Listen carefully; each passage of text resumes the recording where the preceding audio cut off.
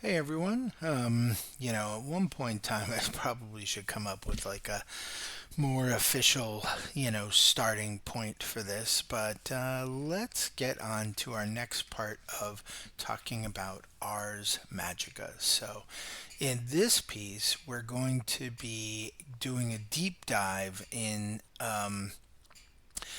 the second building subsystem. So there's three building subsystems for covenants.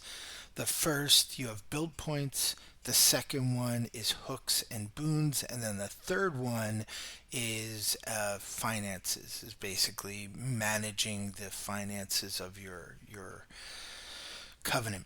So, as you can see here, wasn't certain since the covenant section is getting pushed into four parts to make these ostensibly 45 minutes to an hour long.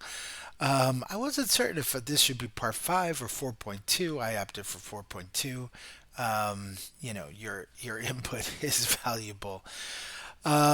So we're going to talk today about hooks and boons. And so basically, what hooks and boons are is uh, they're sort of issues that correspond with features, right? So they're features of the boons are features of a covenant that aren't ostensibly covered by the other two. Um, the first piece of this equation, just to review, was looking at your what point your covenant is, how powerful it is currently. You gain build points based on that power, which mostly drives a number of things, but it mostly drives like what kind of books and resources that you have access to.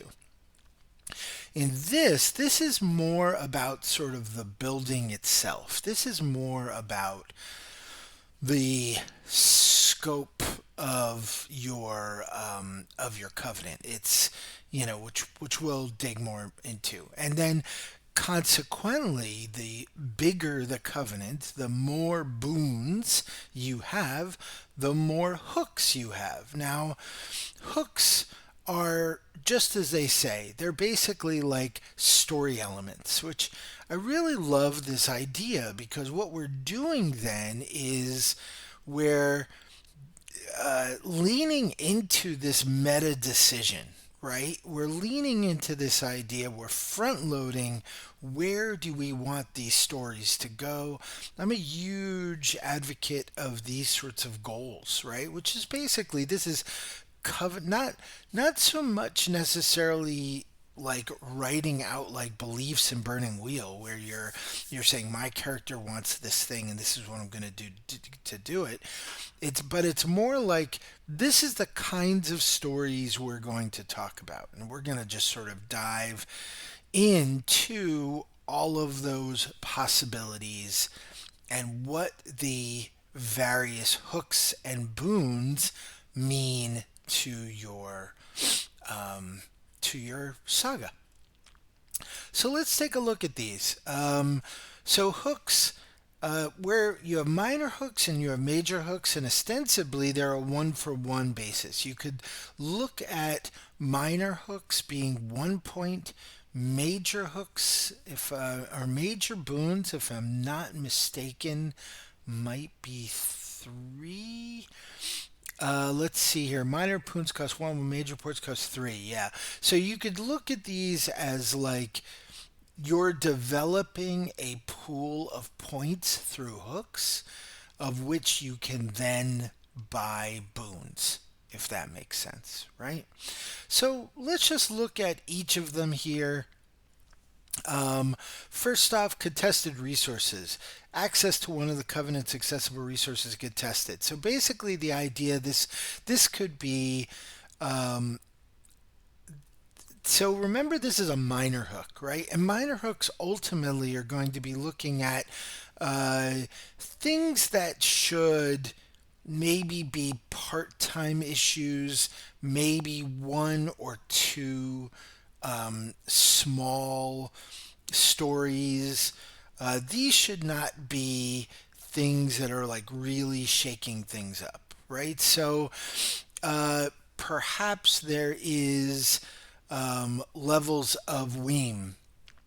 Weem are motes of power. They're ostensibly like quintessence from Mage. Uh, they're the quantifiable pools of magic in the world that gather in items or places or sometimes even people, and then can be drawn from that in order to power spells and create magic items and things like that. So Weem could be a resource. You could have access to a library. It could be a number of things that the group may be very interested in pursuing, and it may require a story to get there. And it's very important that you sort of lean into that. For instance, if you say there's an important library, maybe there's a monastery that you have to go and have some negotiation with in order to access their extensive library, you have to make certain that in your library, the players don't put all of the books that they need, right, in order to accomplish their personal goals. If you have to make certain that later on you don't have like these huge pools of weems sitting around, if you have to go to some sort of fey pool and negotiate for access to that pool. Conceivably, this could be a story by story kind of sense in terms of like all of the minor hooks, in terms of, hey, when you need this minor thing, maybe you have a minor story, maybe it's a side quest to a story, or it could be one or two sessions dedicated to removing this as a contested resource. That doesn't mean that you're stealing the magic pool from the fairies. What it generally means is that you create an armistice where that exchange happens in the background. And now, every once in a while, a story may come up because that armistice is threatened. So, this is how you're going to use some of these hooks. Contested resources, just an example of that. Favors. A covenant owes favors to someone or something.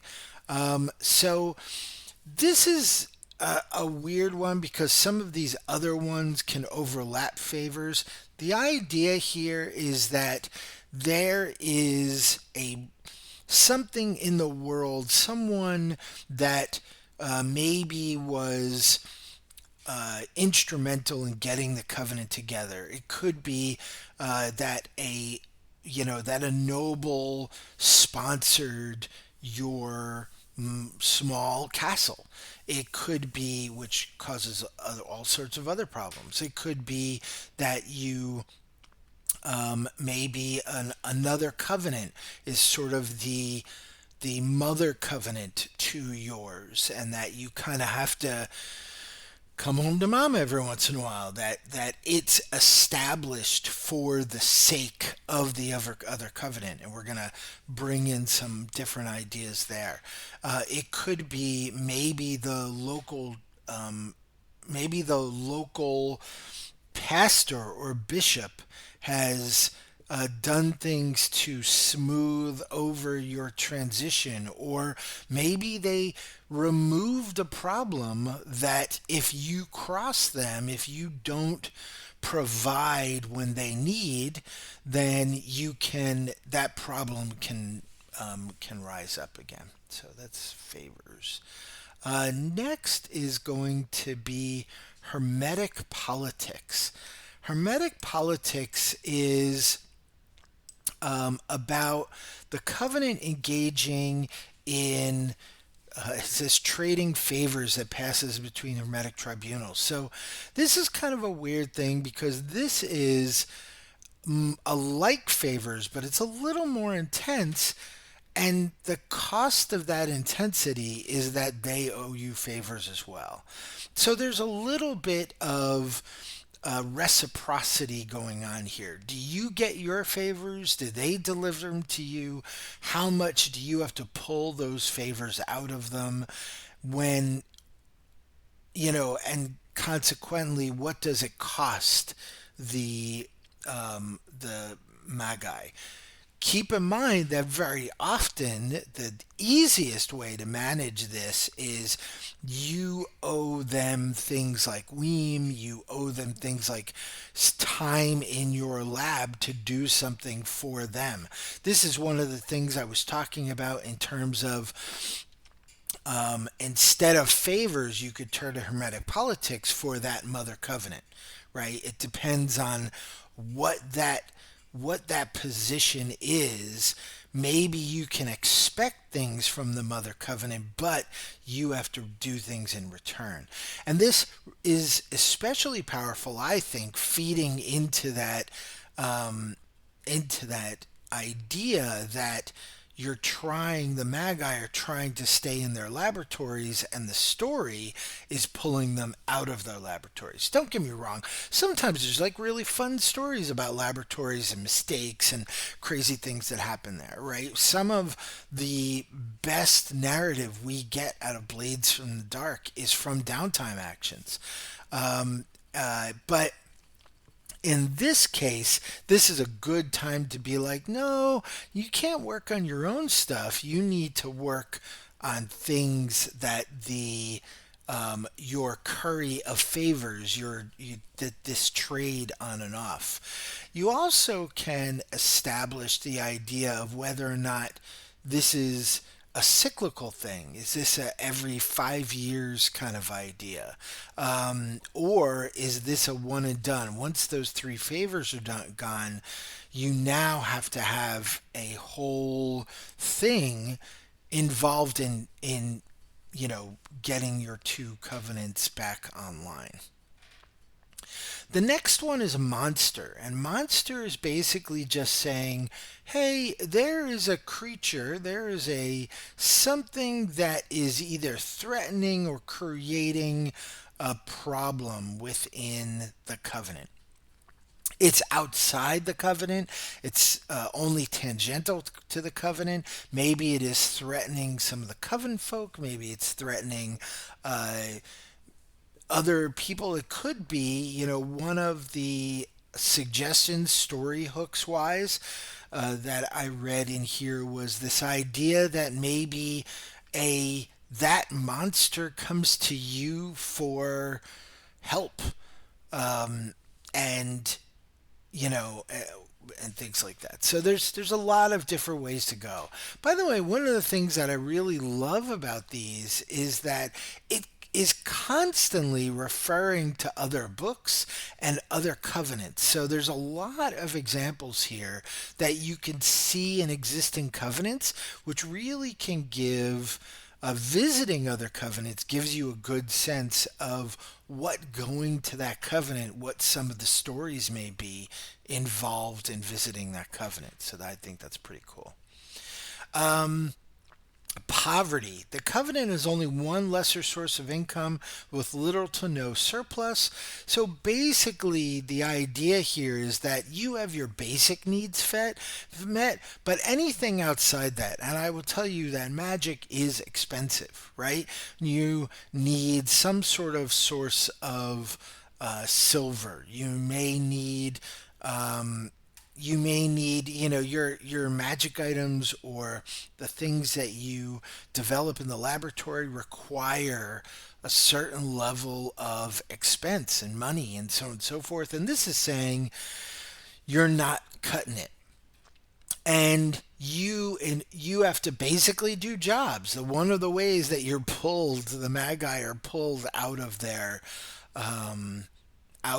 laboratories is to make money for the you know, develop income. Now, granted, to some degree, this is a little easier for Magi, and why it's pulling Magi out is because they don't necessarily have to do jobs. To some degree, sometimes they can make money.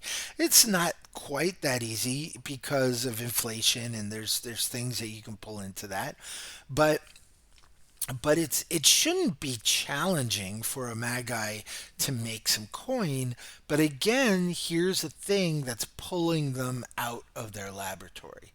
But consequently, you could have a whole story where a companion in grogs could be involved in developing. Maybe one of the grogs is a merchant, and maybe this is a interesting sideline, an interesting story element that you want to establish yourselves in this sort of mercantile routine.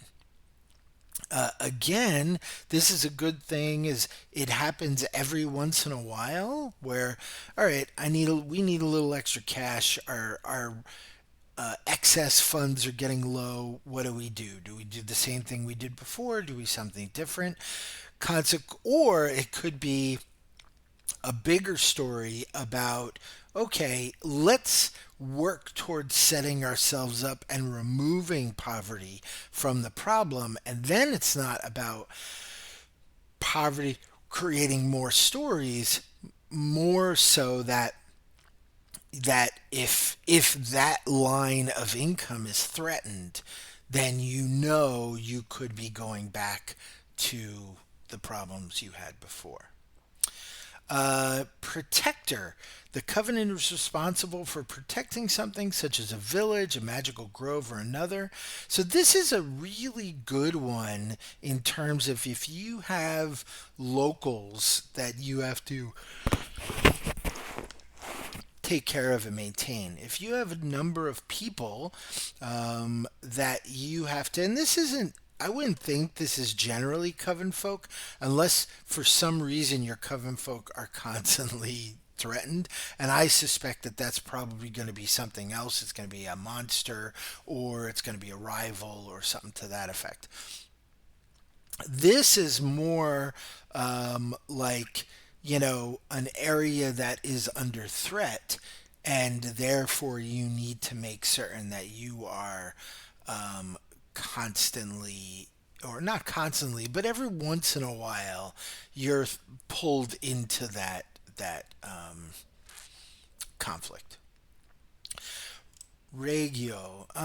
So we there's going to be an entire conversation we're going to have about regios, but this is a regio is on the covenant site, which means that there is the default is that a magic regio is here.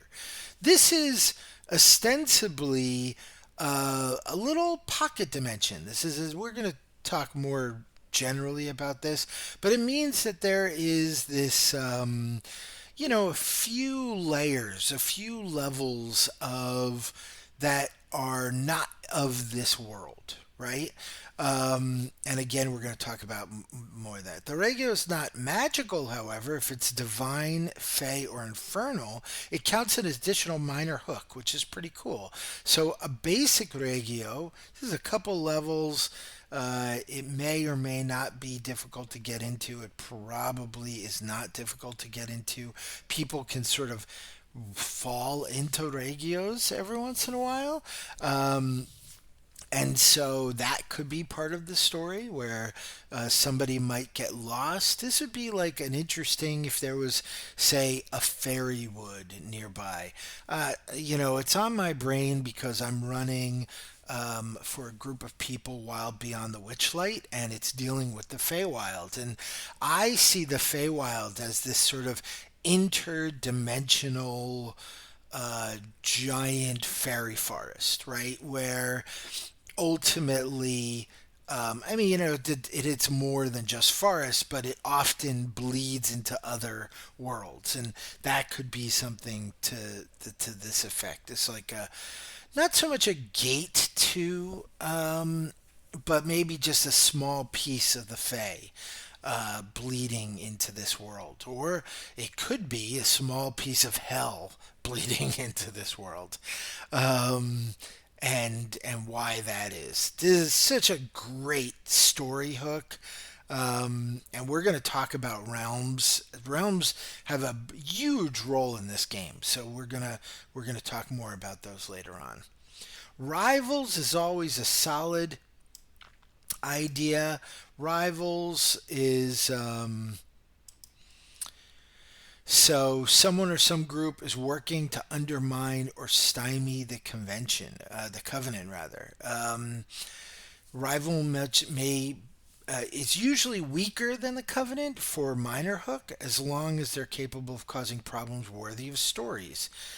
You don't want this to be something that can be managed in one try, right? This probably should take up, it's a minor hook, it should probably take up like three maybe smaller stories or one or two entire sessions to have to deal with. It shouldn't just be like we murder him and move on. And remember, there should also be consequences to removing this rival, right? There should always be that the fast route and the slow route, and the slow route is more challenging and more annoying, but the fast route has steeper consequences.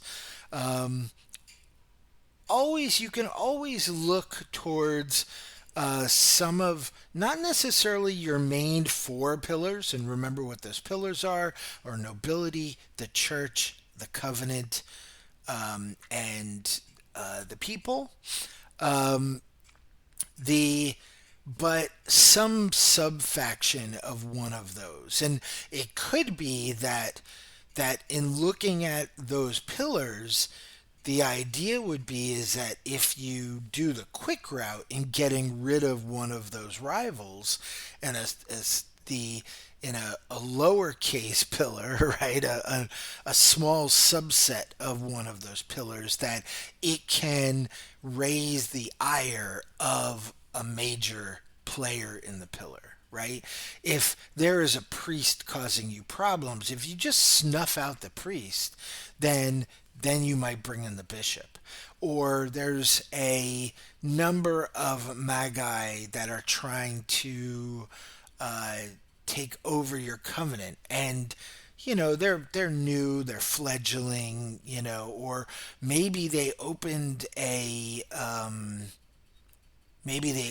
rival covenant, and that could include a number of hooks here. So road is an interesting one because you know, this can be a boon and a negative. First off, ultimately, people coming to the door are going to take you away from your lab. That's just the way that's going to go. And that's what a road should be. So, roads, remember, also were not ubiquitous, right? Travel was not necessarily easy. Some of the best ways of travel were horseback, but mostly ship. Like, ship travel was the easiest way to manage most of the area of Europe. Um, a road being here is a big deal. That means that you are on some sort of merchant line. There is a reason. It could be a battle road. It could be a road that's often taken from a lord two counties over, has to get their soldiers to an important point, right? That in itself could be sort of an interesting idea of, is this lord, every time they go campaigning, are they going to expect some sort of hospitality, and what does that hospitality look like? It could be that this uh, this if there's too you don't want too much attention. A covenant never wants too much attention, which is why the last one in this group is important. And so perhaps highwaymen, perhaps, are there tolls involved in getting to and from the covenant? So there's a number of ways that a road can cause problems. superiors. Remember, we're going to see a lot of these in the major hooks. They're only sort of like turned up to 11, right? So superiors is interesting. We saw in the development of our covenant earlier, we saw the idea in part four that you have the various seasons of a covenant, and much of that perspective can be seen as to, are your magi, the player's main magi, are they the decision makers within the covenant, right? Superior says that the GM takes over some of that role. The GM, maybe there's a mother covenant. Again, superiors is a good way to use that mother covenant idea. You could absolutely do favors, hermetic politics, and superiors and interchange some of those ideas. You could have competing superiors, could be pretty interesting.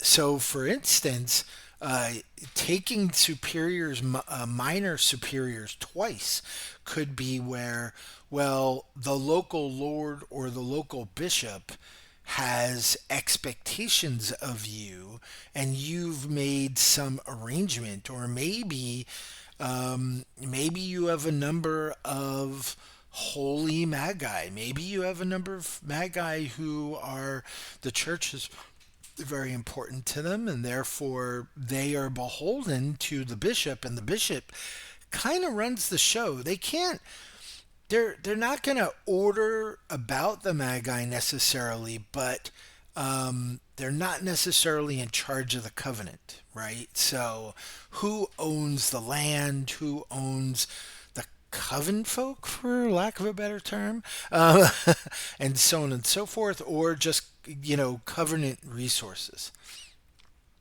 uh, Suppose that a local noble, maybe you're on that local noble's land, and therefore, when campaigning comes around, it some things are required of you, of the covenant's resources. It's another way to do the what I had suggested with the road.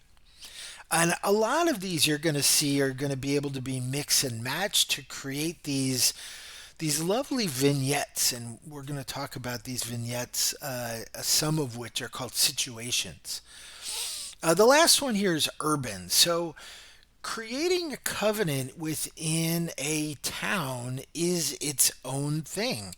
Um, you have constant interaction with the outside world. You're going to lean on your grogs and your companions a lot more, because they're going to have ways to be able, this big ass building.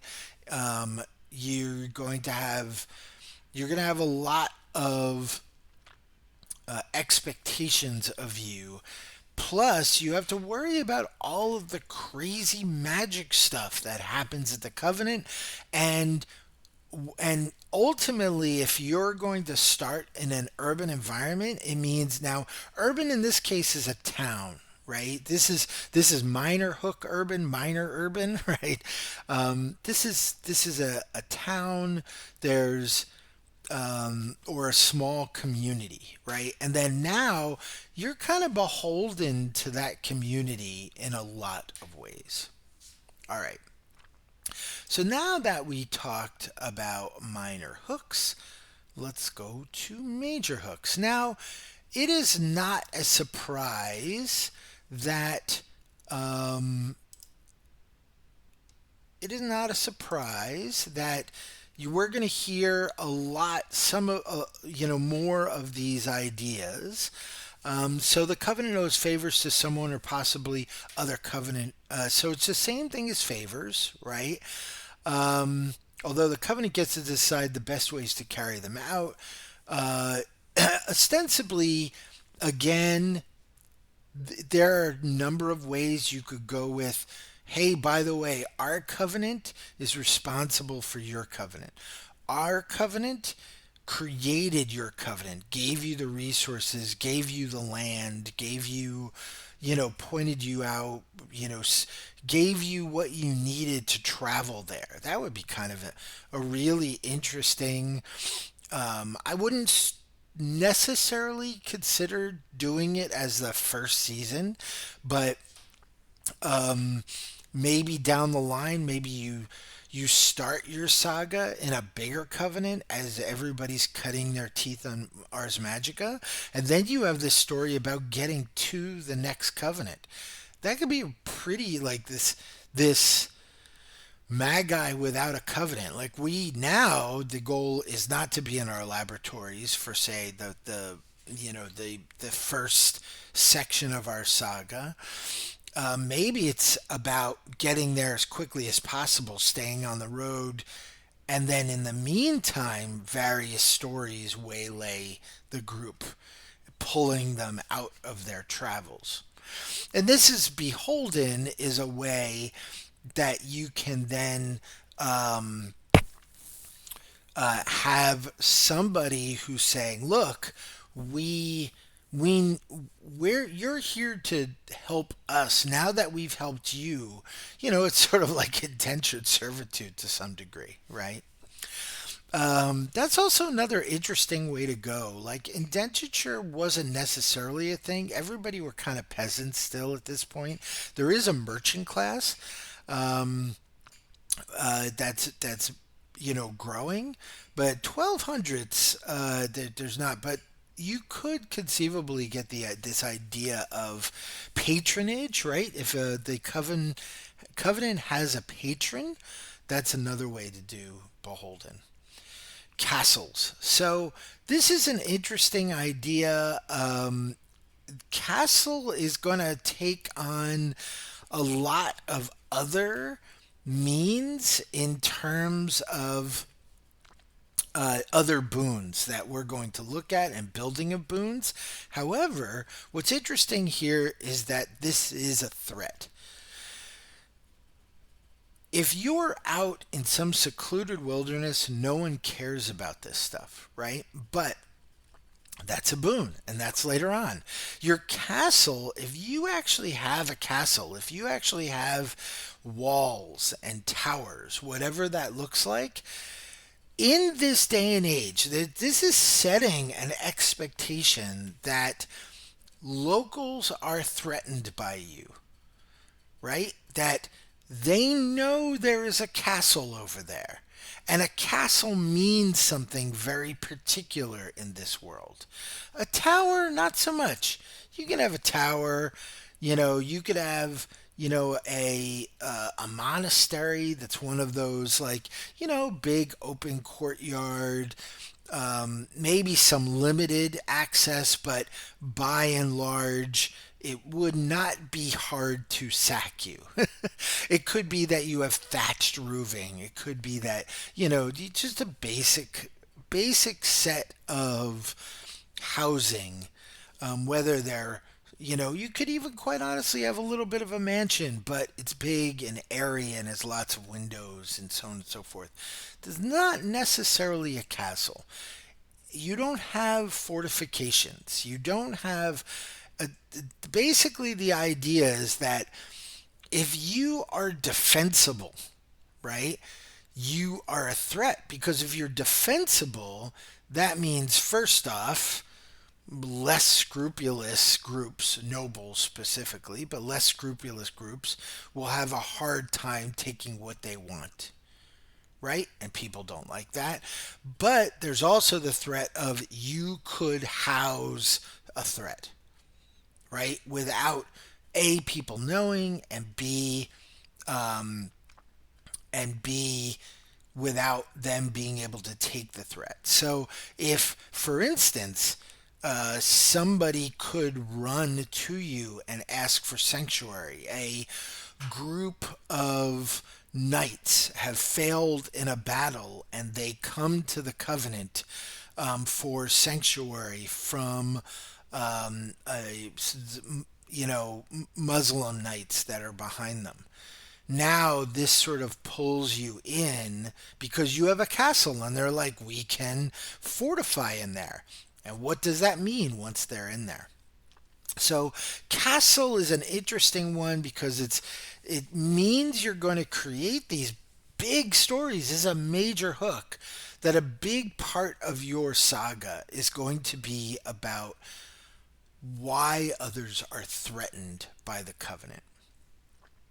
The next is monster, and that really this is the same as the previous one, only this one is it's in the covenant. It's a part of the covenant. It's maybe it was there when you got there. If you're going to do a spring covenant, maybe that's one of the goals is to get rid of this monster before before you can really start studying. Perhaps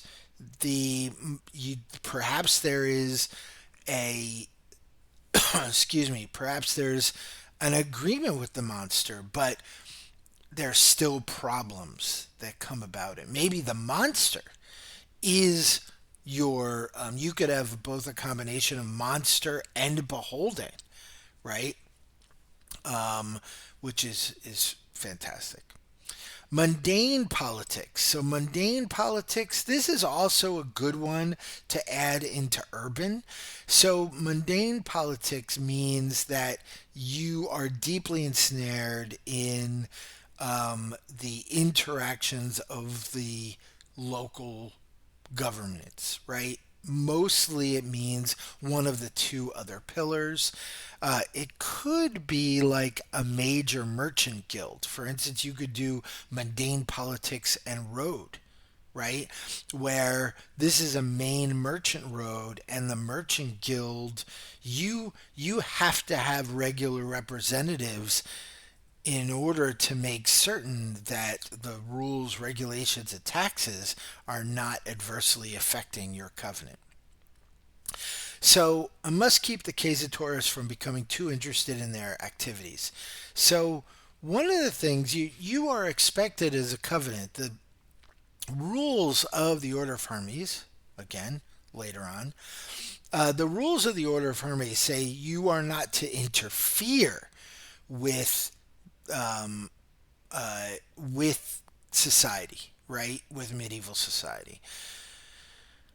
Interfere mostly means magic. You can't. You're not supposed to be the lords of the land, right? You are one of those pillars. You are a force to be reckoned with, but the Order of Hermes dictates you should not be dominating these secular areas of ostensibly you can tacitly influence one of the other pillars, but you can't outright control one of the other pillars, especially through magic.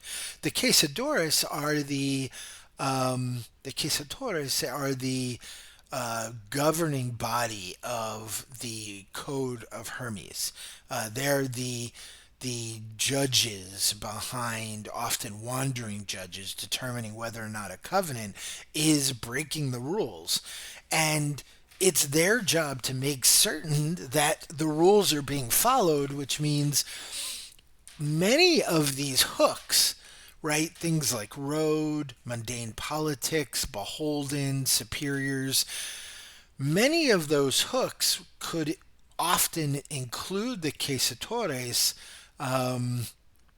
in often a negative way. A good quesatores is going to be Bester from Babylon 5, like one of the best characters in the show.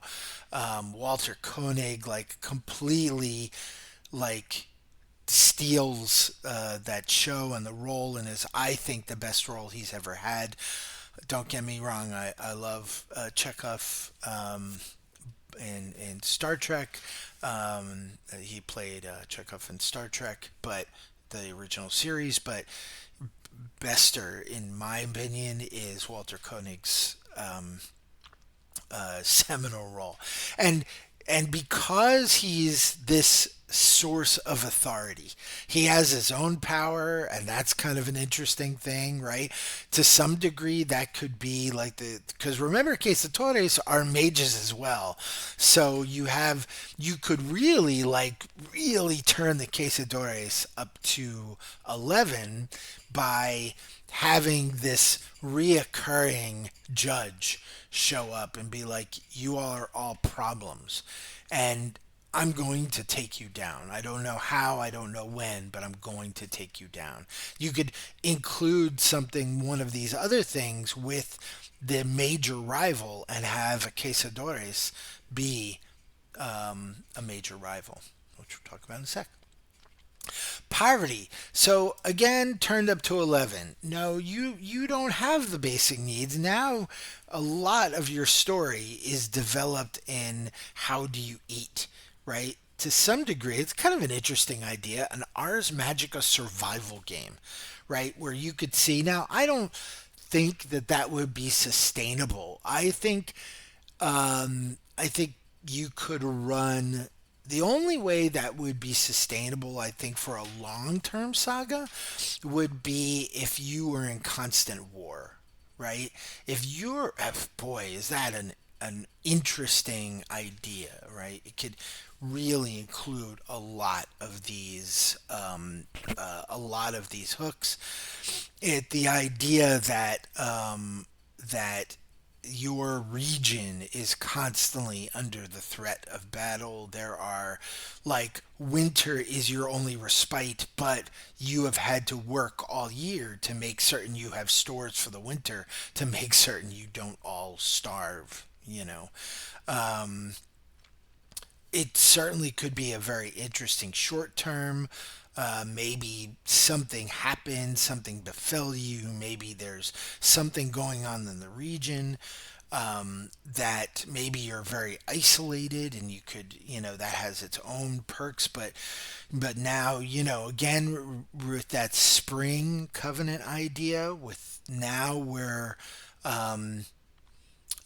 frontiersmen, right? We're out, you know, sort of discovering new things in new land, but part of that means we have to hunt for our food and things like that. So, could be really interesting. And also, there should be ways and means that the GM can think about how can you alleviate these issues. I would always probably turn to hit clocks or some sort of tracker that would say, by the way, when you fill up this tracker with jobs and money and repeatable processes, um, then you have successfully gotten out of poverty. The kind of idea. Um, Regio. So Regio is in the Covenant site. Before, the Regio was just outside and part of maybe the local landscape. This is it's part of the inner landscape. And again, if it's not a magical Regio, if it's Fey, Fairy, Infernal, or Dominion, then it's an additional minor hook. So you have a major hook and a minor hook. If it's you could have, what if your covenant was in the middle or part of an actual monastery, or what if your covenant is on the site of some sort of dead saint's relic, right? Where now there are people from the church who want to take regular pilgrimages to your covenant, right? This should be, again, a major thing. And of course, I shouldn't tell you what big problems can arise if you have an infernal regio or a fairy regio in the middle of your covenant, right? On the other hand, maybe your covenant is run by the Merida. Is that what they're called? Meristes, I forget. They're the House of Hermes that deals mostly with the Fae. Maybe this is a an embassy of sorts between you and some of the court, the Fae court. So, pretty pretty interesting. Rival, we talked about a little bit. Someone or some group is working to destroy the covenant and has the resources to be possible. The original rival was just like a person or maybe a small group. This is like someone big. They can take you out. Um, an example here is the Scholomance is a school of future apprentices and agents. However, the Regio is not always accessible and has gained a reputation as a school for sorcerers run by the devil himself. And so, a Peppa Leggett has ordered to investigate the rumors, right? So you see that in the pillars and in the regionales or regios, you could see these sources for conflict, right? And that's really they're designed to be again to take my main pillar of mages stay in the lab and the GM pulls them out. Here are a variety of ways to make it interesting, right?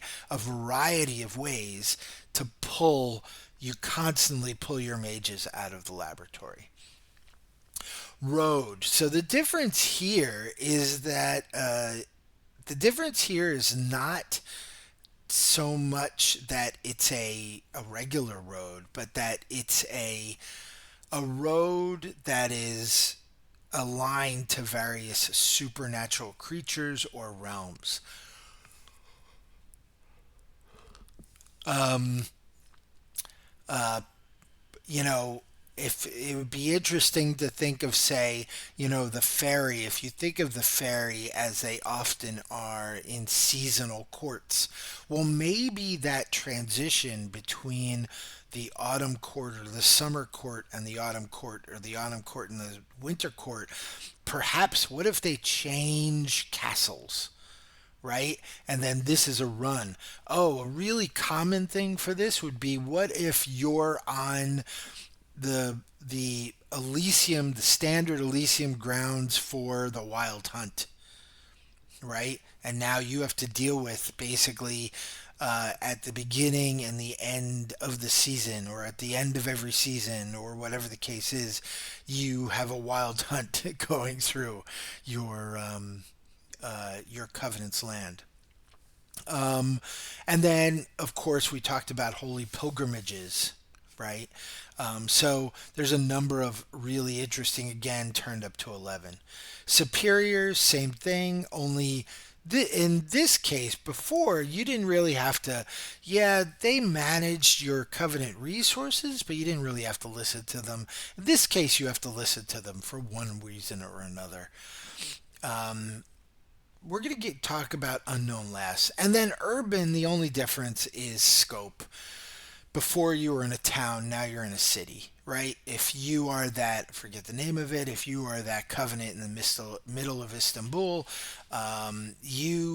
you have to deal with everything going on in Istanbul. If Istanbul is under siege, you're under siege. If Istanbul is managing a crisis or a visit from the Pope, then you are managing a crisis or a visit from the Pope. If some major noble gets murdered and the rest of the town city is in a tizzy, now your covenant is in a tizzy. So you're constantly being pulled into that. And the last hook here is unknown. So I love this idea. So remember that part of troop style is not only the idea of what magi you play, what companions you play, what grogs you play, but also who is running the game. Ars Magica is really a game that works well. Like perhaps, it's sort of like a fun little trick to be like, look, if I don't want to get pulled out, so a good way for me to not get pulled out of the laboratory is to run a game where maybe my character does not get pulled out as much. My guy. And I think there has to, we should probably talk about that later on, but there should be some equitable means where basically one person is not creating this Uberma guy, and that's the only reason that they're running the game. So, but I do love this idea of an unknown hook. And because the idea here is that, first and foremost, aside from whoever the GM is, the idea is that the GM would be the arbiter of the unknown hook. When this says unknown, it means unknown to the players. Now, some GMs are going to prep that pretty significantly. Other GMs are going to leave that open for other complications down the line. There's no wrong way to do that as long as it doesn't feel cheap, right? As long as it feels earned. And again, this is where like threats and fronts from Powered by the Apocalypse, clocks, and things like that, where you could create these building the tension. The other thing that should be important, and we've had conversations about secrets in the podcast, and my deep seated idea that secrets need to come out. Like, if you create a secret in a game, the idea is not to then, oh, you guys never found that out, and this is what was really going on in the background. That's very rarely fun for anybody, right? What's really fun is having that stuff come out, is having a means by which to show the players, right? Show the players when things are moving forward. Player secrets should always be. There's an amazing game called The Mountain Witch, and I think everybody should play The Mountain Witch to really understand how to manage secrets, right? Because you want to create these mysteries, and this unknown is an opportunity, is to create this mystery for them players to find, right? And if the player knows that you have an unknown hook, and they will because they're doing this for you, remember this is on a meta scale, and they may not necessarily know, but maybe one of the character's goals is to find that unknown hook. And granted, the character doesn't know, but the player does, and is going to put the character in positions where maybe they're trying to, maybe there's a big detective story going on and such. So that's the first opportunity. The second opportunity, and I think something that I would probably do in most of my sagas, is, now I'm the forever GM, but I could see a point where someone could bring in an unknown hook and say, look, I, as a player, every player that's at this game, at this table, in this Zoom call, excuse me, picks an unknown hook, which is really kind of interesting because that means you have 5 players, right? I always consider GMs a player. You have 5 players, and that means you get 5 major hooks, and many of them, especially the minor ones, had dictated what could or could not be unknown, right? But I love that idea that everyone then in the background has their own piece of the world that they're managing. I think that's pretty cool. All right. So that's hooks. This covers a lot. I'm very curious if other books are going to cover more hooks. I can imagine that there are some other possibilities, but these cover a lot. So now let's look at Boons. Where are we at, by the way? All right. 53 minutes. Whew. Okay, so boons are things that make Covenant better. Each minor boon costs a point, while major boons cost 3 points. They must be paid for with hooks. By the way, let's look at that. Let's see. A major hook provides 3 points. So you could see it'd be pretty easy to build this idea of a minor is a minor and a major buys a major. Or you put all of your minor and all of your majors together, you create a point pool, right? Um, that then you create a point pool that then you can buy boons with, right? So that's a couple different ways to look at that. So the first one here is aura. So a minor boon increases the magic aura covenant by 1 point. You could take the 7 times and it can go up to 10. All coven folk must live within the aura. We're going to talk about this a little bit later. However, there is a piece of this. I'm going to talk about what an aura is. Um, when we All right, let's talk about what an aura is right now. So ignore this here. Don't worry about this. What we're doing is realm interaction. So we talked about the 4 realms. We're going to cover that in a future video: magic, divine, fairy, and infernal.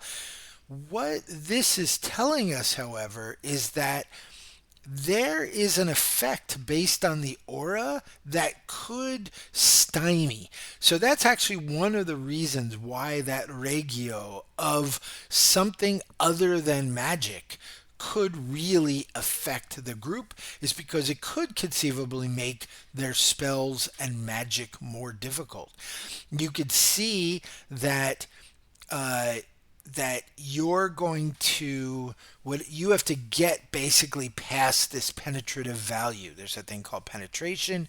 It's kind of oriented towards the Parma Magica, and the idea here is that your your magic is at a less of a effect. In fairy, it's actually more of an effect, and in a magic, it's more, and infernal is less, right? And then and you could see that divine power just gets through almost everything except for other divine regios or auras, and so on and so forth. So there's this interaction between the various auras, um, that you have to contend with.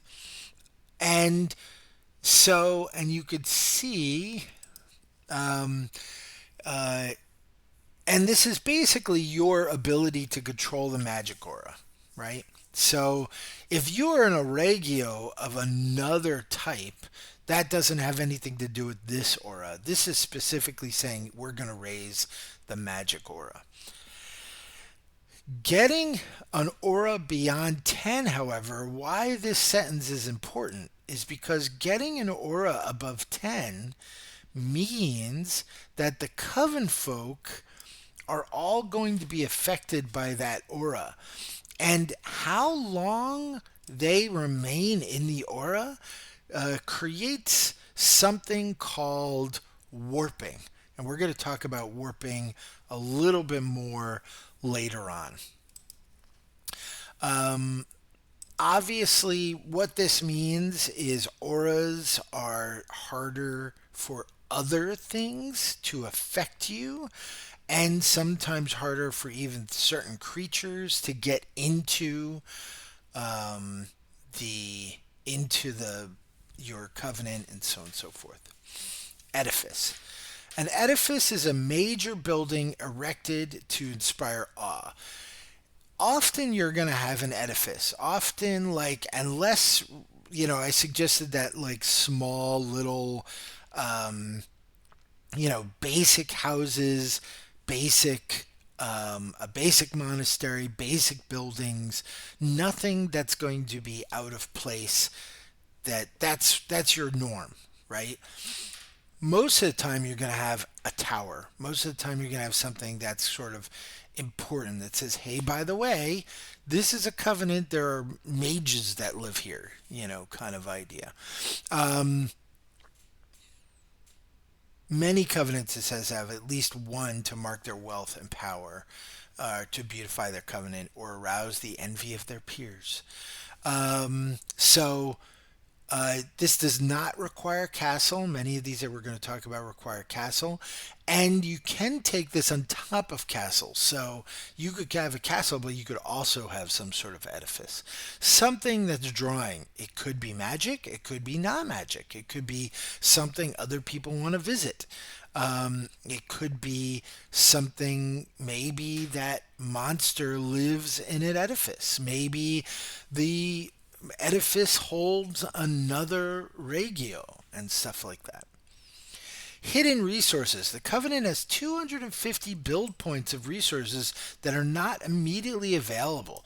This is really fun because the idea here could be like with that Spring Covenant that we can't unlock the full potential of our Covenant.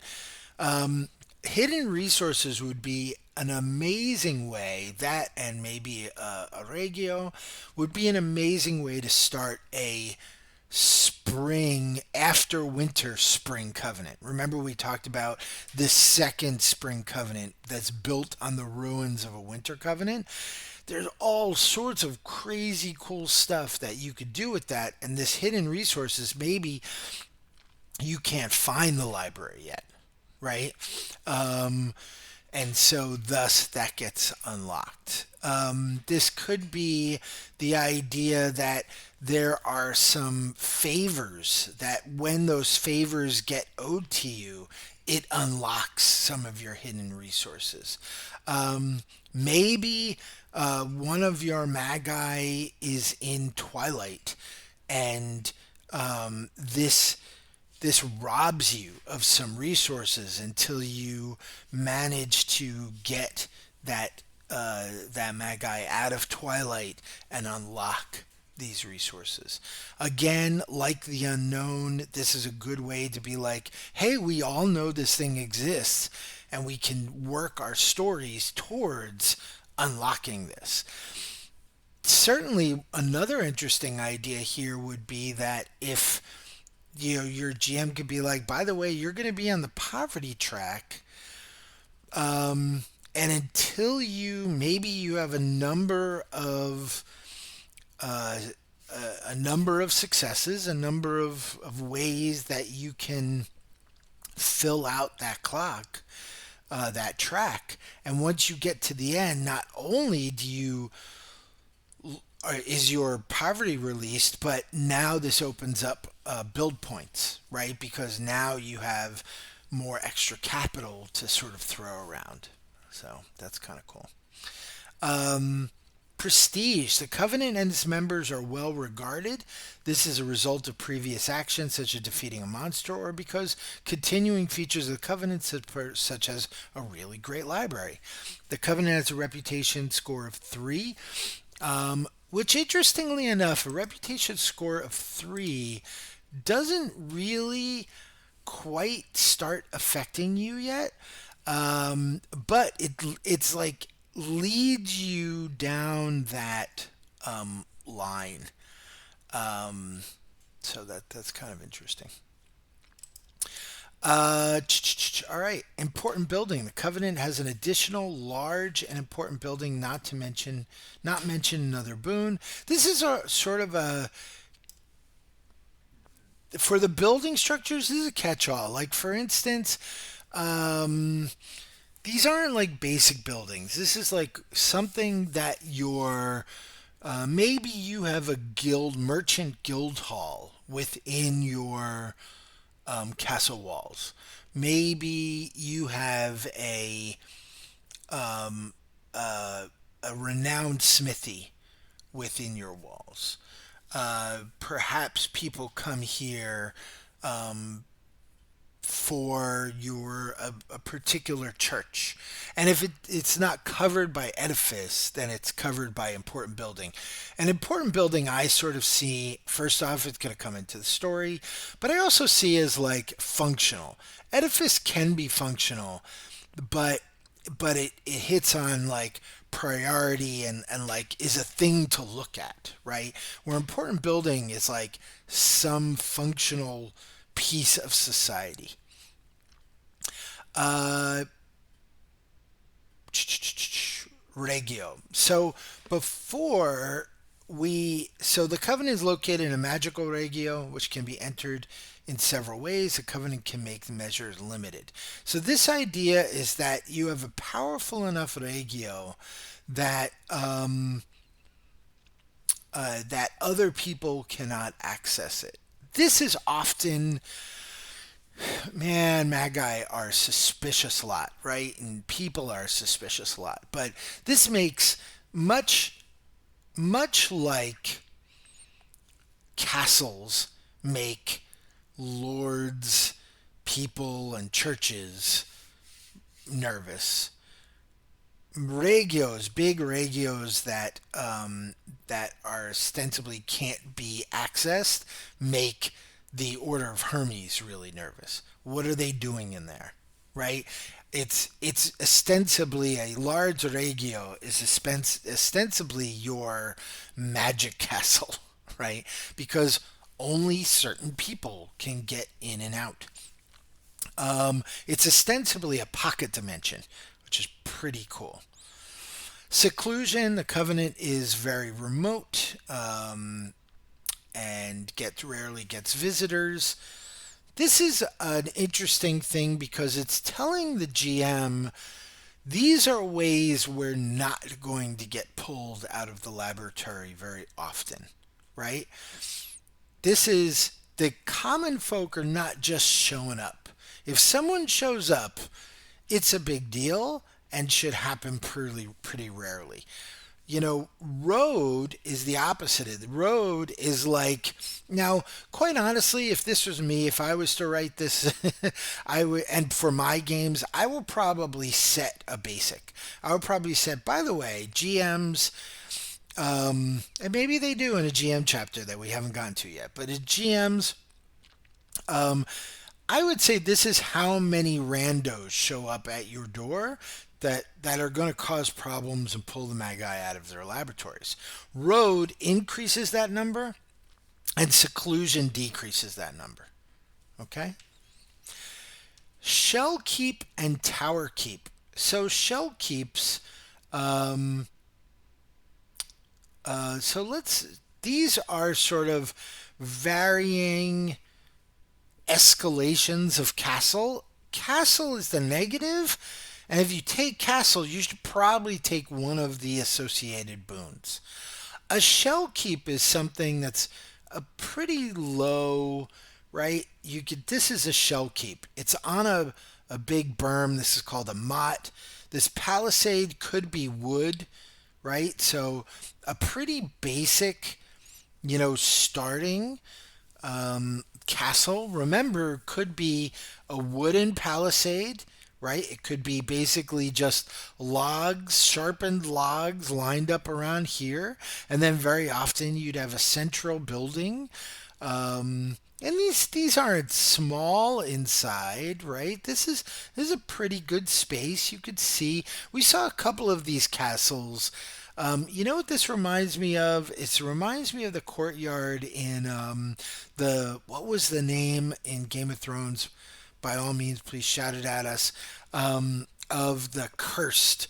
Remember, this is where the assassin helps Arya and starts like taking people out for her, and they were like, "Oh, it's because the keep is cursed."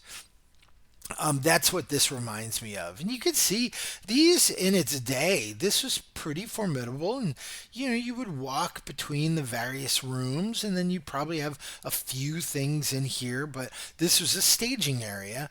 This is the beginning of people being scared of you, right? Right here. This is centerpiece. That centerpiece right there is the beginning of people being scared of you because this is saying, by the way, you can muster a small rating force and it would be pretty hard to dig you out. The next level is the tower castle. This is that a tower castle? Let me see. Boo boo boo boo. Yeah, this is this is Pembroke. Oh, here we go. Um, So let's see if I can move that around a little. So this is Pembroke. Pembroke's, you could see, is a little bit bigger, right? A little more formidable. You could see that it has a little more oomph, you know, as a few others. So this is a good, and then let's see if I'm trying to determine if there was, and this has like a little town that was associated with it. Oh, this is kind of cool. This is actually a courtyard. You can see compared to the shell keep, you could see that this courtyard is much bigger and you could house a lot more people in there. And then you could see, let's see, some weird creepy dolls. So that's a good example. What's another good example of a they had suggested, oh, Colchester. Do I have Colchester? I don't know if I have Colchester here. Oh, yeah, I do. Here's Colchester. So Colchester is kind of interesting. This is not a big building, and it is one building right now. You could see some of the interesting things. This is what they're talking about. This is sort of understated, but it shouldn't be. Like, this is a pretty significant space between the ground and the entry. You need to use this to get over, and there is only one ostensibly egress. And so when you have a lot of these places that are like, oh, there was a secret way in, there probably are secret ways in, but they are a big deal and they are probably pretty well guarded. Now, in a big city castle like King's Landing, there's now you add the complexity of catacombs and so on and so forth. But this would be a tower keep too because it's a pretty significant building. It doesn't look like much in these pictures. Let's see if there's a better no. See if there's a better picture. But this is all internal, right? Where a lot of the other ones were external. This is since I think been roofed and such. But so that's a tower keep. So you have shell keeps. They sort of talk about the just the general dimensions of that tower keep. These sorts of things, by the way, are going to be like aesthetic issues. I mean, they're gonna have they do a good job in saying why do you need this and what's going on, right? And then the last one here is wealth. The covenant is wealthy. It's the opposite of poverty. Here's a really good example of things not to do, right? And trust me, back in my ute, I was I was the kind of person who would I'm min maxing, right? I'm gonna see how many boons I can get for and what hooks are going to affect me the least. There's sort of like a famous Knights of the Dinner Table where the Knights of the Dinner Table are playing Call of Cthulhu. And one of the characters decides that he's going to make a blind character. Because he's like, I can't lose sanity if I can't see stuff, right? or or playing an illiterate character that can't read the books. You're not trying to do that. You're not trying to avoid the hooks. The group is actually saying, hey, by the way, these are the stories we want to tell. This is not a GM driven thing. This is, GMs can make some suggestions and have ideas, but by and large, the GM should be sitting back and taking notes, right? This is a session zero moment, right, of making your covenant. Now, don't get me wrong, I'm going to make a number of covenants just to see what the process is like so that I can kind of help my players through it. I probably have a number of covenants that they can start in. But then the idea would be probably to have a spring covenant or have them move to a bigger covenant that they have then generated themselves, right? I do not suggest a GM just starts with a covenant. Unless you're going to have that transitionary phase. Having a starter covenant can be great. to because then there's all of these things your players are not worried about while they're trying to figure out how to play Ars Magica. But I would highly suggest that at some point in time the players do get to cut their teeth and make these decisions themselves. As such, what you're not doing is being like, I'm going to take wealth and poverty. That doesn't make any sense, right? Obviously, you could create a track for yourselves and say, now, boons by and large are a starting thing, or not boons in general, but but all this stuff are starting things. Hooks are just the beginning stories, right? Boons are just your beginning thing. It doesn't mean you can't build more onto your castle. It doesn't mean you can't go from impoverished to wealthy. It doesn't mean you can't go from dodgy reputation to, movers and shakers. But those become more organic as you play. And consequently, failed rolls and various decisions will have consequences that will create story later on. So there's some this is these will carry you pretty far, especially bigger especially bigger covenants, right? That have a lot of boons. You're going to have a lot of hooks. That'll probably take you through a lot of your saga, but there's still going to be things that you're going to be able to do. All right? All right. Let's talk about major boons. We talked a lot about these. However, now we're really just, again, turning this stuff up to 11. So, what is the difference between this aura and the minor boon? This means that the aura of limited area of a covenant is increased by 1 point. It is only worth taking if this aura of the whole covenant is already 5, as this allows the coven folk to live and work mostly outside the level 6 or higher aura. So if you're going to take, what you would do is ostensibly take the minor boon up to 5 and then take the major boon, right? Because what this does is it separates it out and says your coven folk aren't then affected by this. So warping is sort of a magical corruption. It changes you. It does various things to you. I don't remember if I have warping. Nope, I don't. And we're going to talk a lot about warping later. But what happens is this you gain just from the strength of your aura, right? Anybody who lives and works there is going to take, out of 6, is going to take 1 warping point per year. An 8 is 2 per year. A 10 is 1 per month, right? So shit's going to get weird, you know? People who live half the time there or just every once in a blue moon get affected in various ways. So it'd be pretty important to make certain that you take this major boon if you're going to bring that up over 6. All right? All this is saying is, hey, by the way, not all of the covenant is covered by this massive magic aura, right? All right.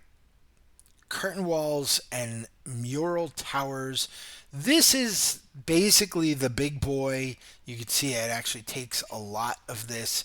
You could read this yourself, but basically this is the big castle, right? You could see this is going to have probably multiple entrances. It's going to be on a big, very inaccessible area. You're going to have these very foreboding entry points.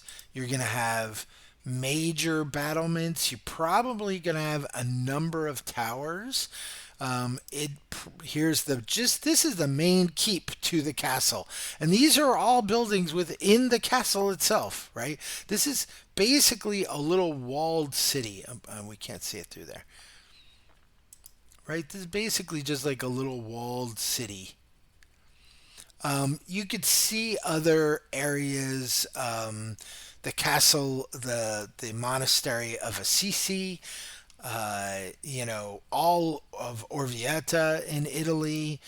And you could see by the size of the people, like, this is a big deal. That's what this is: curtain walls and mural towers. And the idea would be that you would get a number of towers, and those each of those towers could be a mage oriented. They'd be pretty functional. Some of them you could determine what's at the fore of any confrontation, what's at the rear. If you are buying this and you're buying Castle, you need to understand that there's got to be a reason, and everybody's going to be on your ass.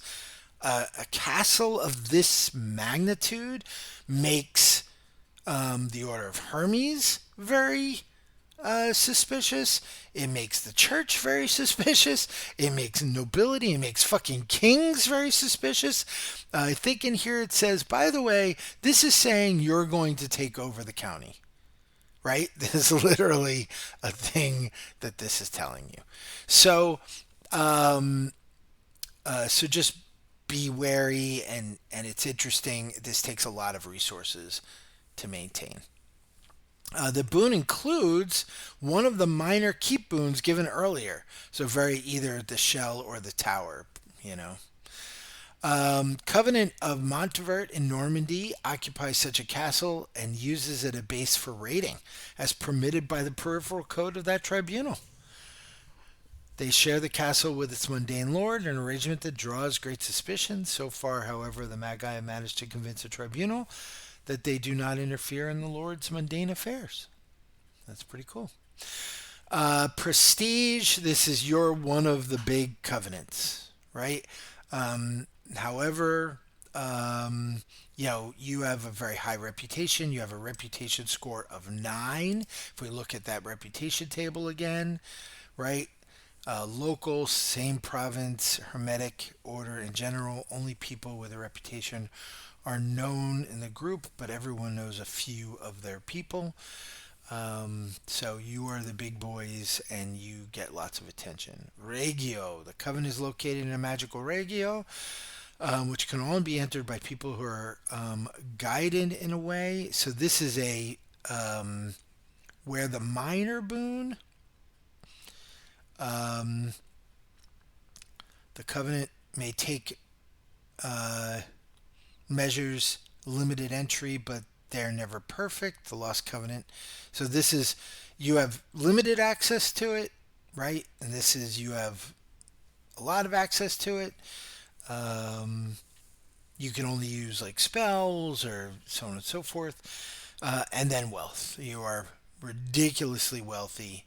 The Covenant's fabulously wealthy. One existing typical source of income is upgraded to legendary, providing enough money for most sumptuous of quarters and the purchase of the most expensive materials and equipment. Such fortunate magi may live in kingly luxury, as can the Coven folk.